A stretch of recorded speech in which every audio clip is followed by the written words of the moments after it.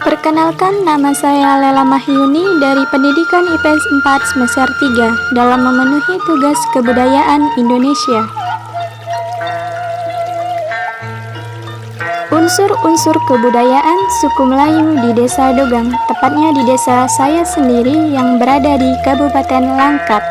Dalam hal ini saya mengambil sistem pengetahuan berupa adat pernikahan suku Melayu, sistem mata pencaharian hidup, sistem peralatan hidup dan teknologi, dan yang terakhir sistem religi atau kepercayaan.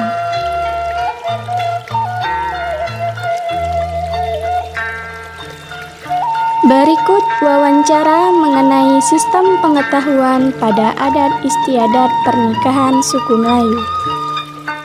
Sistem pengetahuan pada sejarah dan adat istiadat pernikahan suku Melayu yang dijelaskan oleh Bapak Muslim SAG. Baik, terima kasih. Yang pertama, dalam sejarah adat Melayu ini kita dalam pelaksanaan kehidupan sehari-hari, yaitu kalau dalam pernikahan yang pertama kita adakan yang pertama kali merisik, ya. Kemudian setelah merisik, kemudian lanjutkan dengan meminang. Kemudian setelah meminang, kemudian dengan jangka waktu yang sudah ditentukan oleh dua keluarga, kemudian dalam pelaksanaan akad nikah. Nah, setelah akad pelaksanaan akad nikah, kemudian lanjutkan dengan acara resepsinya itu dengan menyambut pengantin, itu dengan berbalas pantun untuk melestarikan adat budaya di Indonesia, terutama di kita tinggal di bumi Langkat. Kelatah salah berlagak, resam adat tetap disanjung, di mana bumi dipijak, di sana pula langit dijunjung. Karena memang kita tinggal di Langkat, ya bumi Melayu, maka kita buat pelaksanaan acara resam adat Melayu. Nah, kemudian setelah pelaksanaan berbalas pantun itu, kemudian lanjutkan pengantin duduk di pelaminan, kemudian lanjutkan dengan acara tepung tawar, kemudian setelah itu dilanjutkan dengan acara kalau memang ada makan hadapan.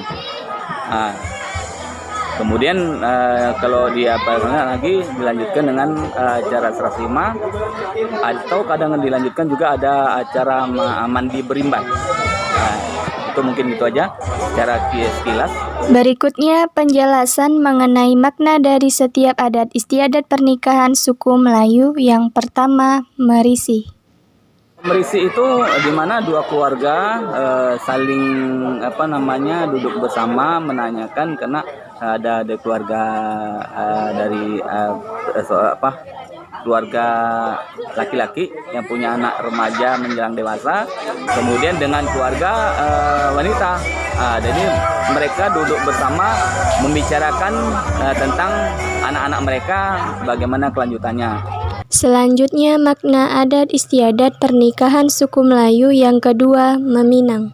Meminang ini ada berupa janji di mana dua keluarga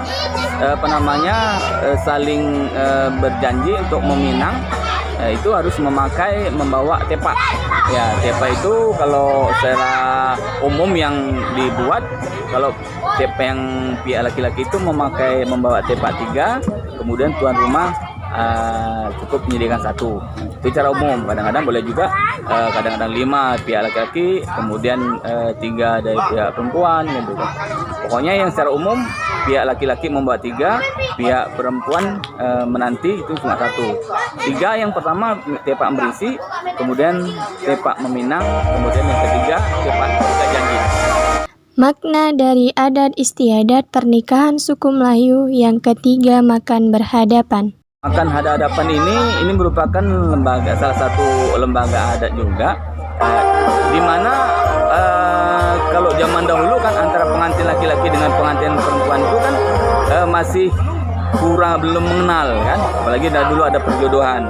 Jadi dengan ada makan hadapan ini, mereka disatukan, mereka dijumpakan, didamping oleh dua keluarga. Jadi dari kedua mempelai ini saling mengenal, begitu juga dari keluarga yang lain saling bertegur sapa. Inilah keluarga kita, keluarga baru.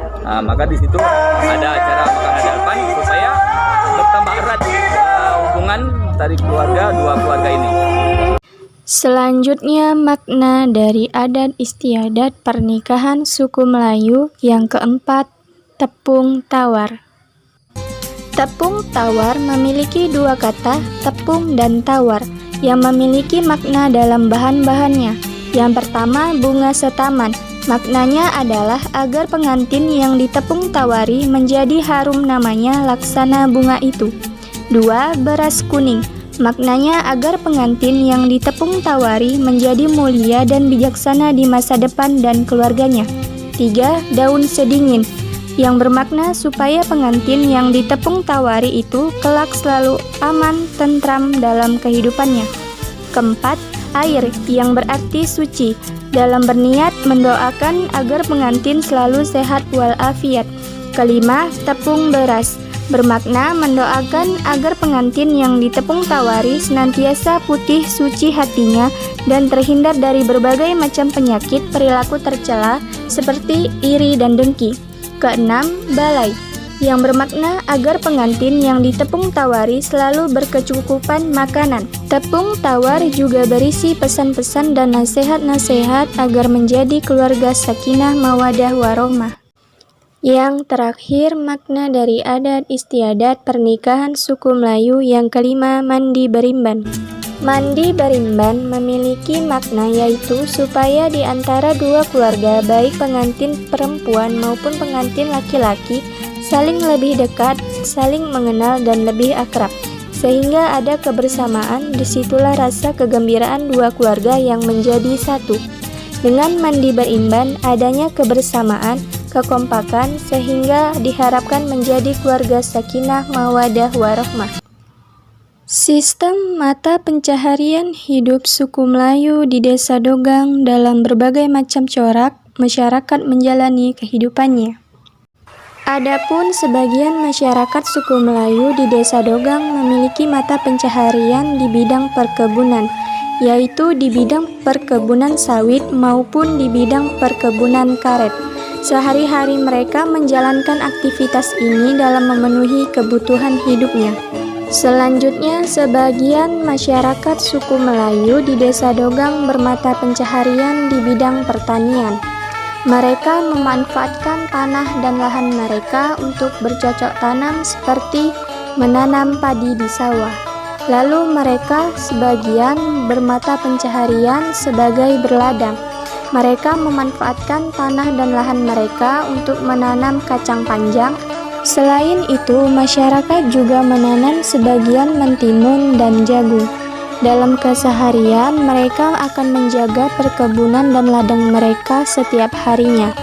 Hingga pasca panen, mereka akan menjualnya ke pedagang sayuran dan mendapatkan keuntungan, dan keuntungan itu akan digunakan dalam memenuhi kehidupan mereka. Adapun masyarakat juga berladang seperti menanam cabai, yaitu seperti menanam cabai kecil, cabai merah, dan cabai hijau juga maupun cabai rawit. Keseharian mereka juga menjaga lahan mereka dari serangan binatang-binatang yang akan merusak tanaman mereka.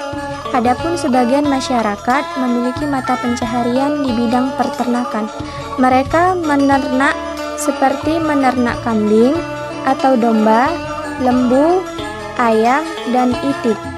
Hasil peternakan itu akan dijadikan sebagai kebutuhan hidup mereka. Selanjutnya, mata pencaharian masyarakat suku Melayu di Desa Dogang ada di dalam bidang perikanan, yaitu nelayan. Nelayan merupakan pekerjaan mereka dalam mencari ikan di laut maupun di sungai.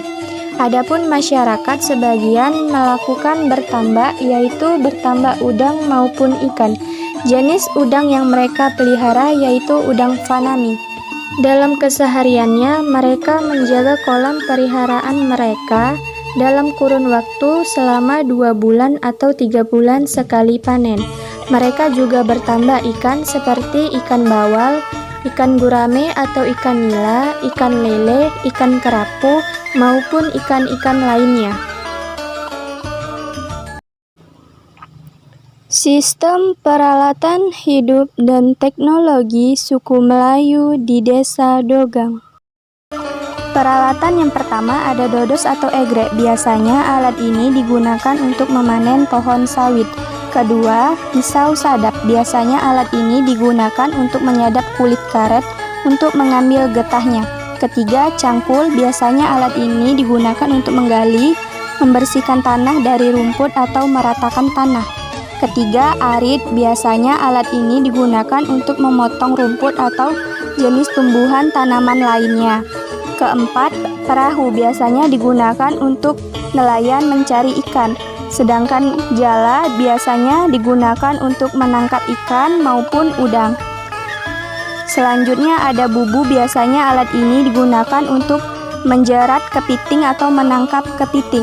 Yang terakhir, peralatan mesin pompa air atau aerator dan kincir yang berfungsi meningkatkan kadar oksigen terlarut di dalam tambak bagi para budidaya ikan maupun udang. Dan untuk yang terakhir, sistem religi suku Melayu di Desa Dogang. Sistem religi atau kepercayaan suku Melayu di Desa Dogang menganut agama Islam. Masyarakat Melayu masih melestarikan budaya-budaya dan adat istiadat mereka berdasarkan Al-Quran dan syariat Islam.